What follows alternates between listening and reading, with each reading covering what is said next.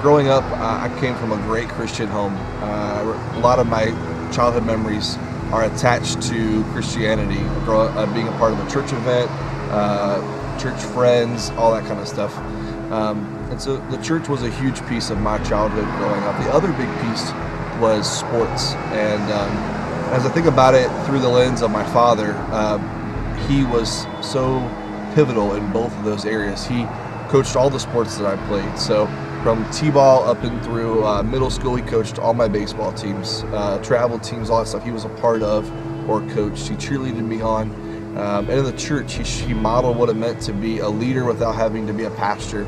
And I got a chance to see a lot of the behind the scenes. And for me, he became my hero growing up. Whenever he went in early to something for church, I asked if I could go with him, something like that. And so because of that, I got a chance to see my dad and his character when others maybe didn't get a chance to see it. And it wasn't hard, it wasn't a stretch rather for me to want to imitate his life.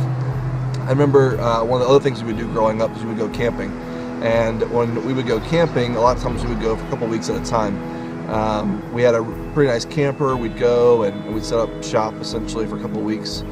And one summer I was 12 years old. He sat us down while we were camping, and me and my two younger brothers, and he said, "Hey, just want you guys to know that I had a mole removed on my leg, and the doctors are seeing if it has any problems with it or not. I'll let you guys know, but I don't want you to be worried, but I do want to be honest with you guys about it." So we moved on. A couple weeks later, we found out that the mole did have cancer in it, and melanoma skin cancer, and basically it began to work its way up in my dad's leg, his lymph nodes all the way up into his chest, and the trajectory was into his brain. And that summer when I was 12 years old, my dad made me and my two younger brothers a promise. He said, no matter what happens, I'm going to make sure I'm there for all three of your birthdays. And we had no idea to the degree and the severity of this cancer spreading. The next 6 to 7 months were the most trying I've ever had in my spiritual walk.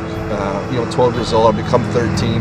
Dad was at all three of our birthdays, and then about a week after my middle brother's birthday, my dad passed away from melanoma skin cancer. And I was 13, I just became a teenager, have no idea what this world is like, and I felt lost, felt alone, and felt abandoned. So here I am, 13 years old, and I'm trying to figure out, what in the world I'm going to do. I'd seen God move in my life, in my family, and in my church, so it really wasn't a question about whether or not God existed. It really became more of a question of, did I want to embrace God in the midst of this tragedy, or did I want to blame him for taking my dad from me? And I remember wrestling with God in this. We lived in the woods, and I would go outside. I yelled at God. I called him every name in the book, and I was just mad and angry. And I remember there was a moment when God said, "Look, I'm not going anywhere, so either you can embrace me or blame me." And that's kind of how I viewed this crossroads I was at.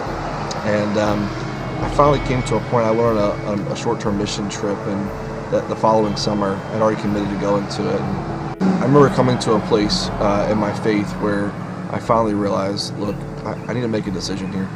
And for me, it became this final realization that God was offering something bigger than just the Creator, the Savior, the Messiah. For me, he was offering to be my perfect dad, to be Abba, to be Father, and something that no earthly father, even if I had one still, would be able to offer. And it began this intimate relationship with God and I at the age of 13 that I look back as the defining moment of my spiritual walk. And ever since then, he's always been there, perfect, loving, and daddy.